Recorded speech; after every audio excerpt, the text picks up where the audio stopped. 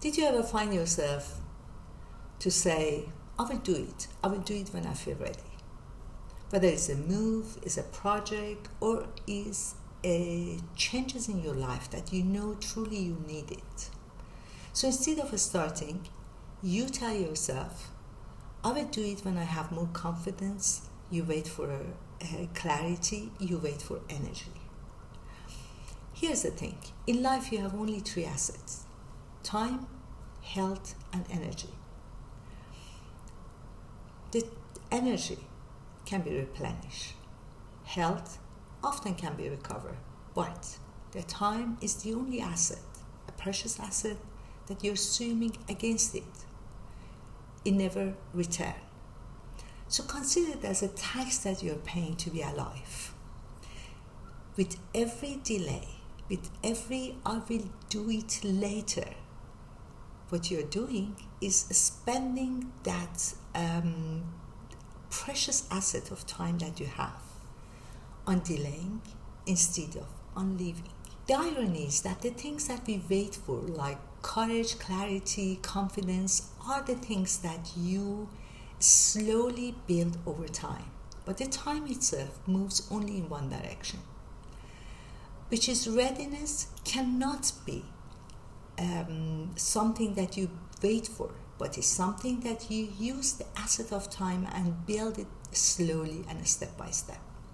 So today I'm going to share with you 5 ways that you can use to stop waiting and start living. So stay with me. Number 1, lower the bar. There is a psychology principle, activation energy. The bigger the task and the harder the task looks like, most likely you resist it. So don't think about the outcome or the destination. Think about the steps that you can take.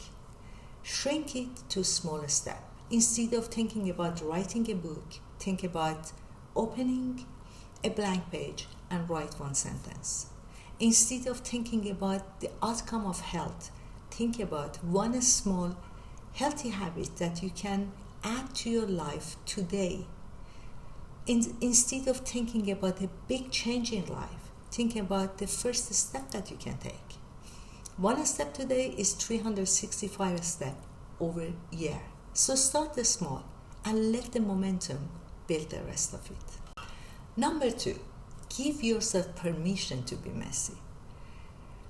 We usually don't start because we look for a perfect moment, perfect plan, perfect energy, perfect confidence, but life doesn't work that way. The perfection comes after action, not before that. Think like a child. A child doesn't start speaking when knows entire grammar. It starts messy, and then the grammar built little by little. It's the same as our life. The first draft of your business plan is always messy because you didn't experience it yet.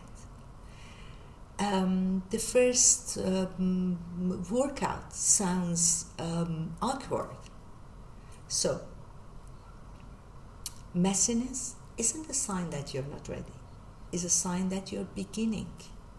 And sooner you start take action, sooner you accept imperfection, the sooner you build the progress. Number 3, 2 minutes rule. Whatever takes 2, 3, 4 minutes, do it now. Washing a dish, responding to an email, 1 small step, you choose it. Do it right away.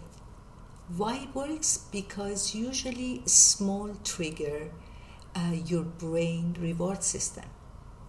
You get a hit of dopamine and you feel like, wow, yes, I did it. I did something. And that tiny win really matters because you build the momentum, and the momentum builds confidence and gives you this feeling of being able to to accomplish a task. The 2 minute rule isn't about productivity.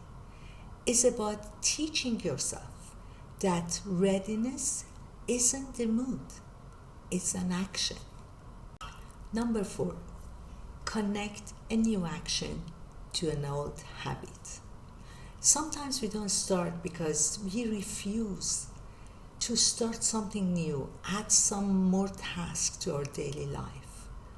It sounds too overwhelming. We don't have time for it.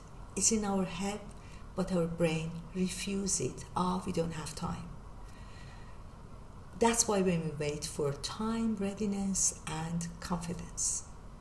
So, connect one small step to your daily routine. Take a small, like you want a journal? Put your journal right next to your morning coffee. You want a 2 minute meditation? Connect it to when you close your laptop. Immediately after, sit for 2 minutes meditation. This is called habit stacking.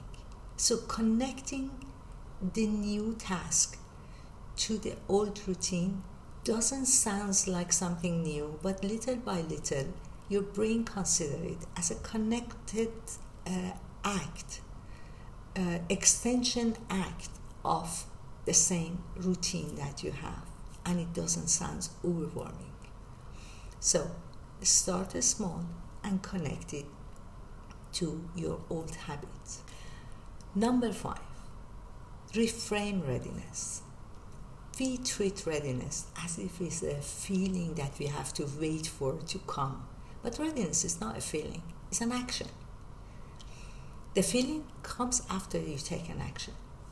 Confidence doesn't appear first.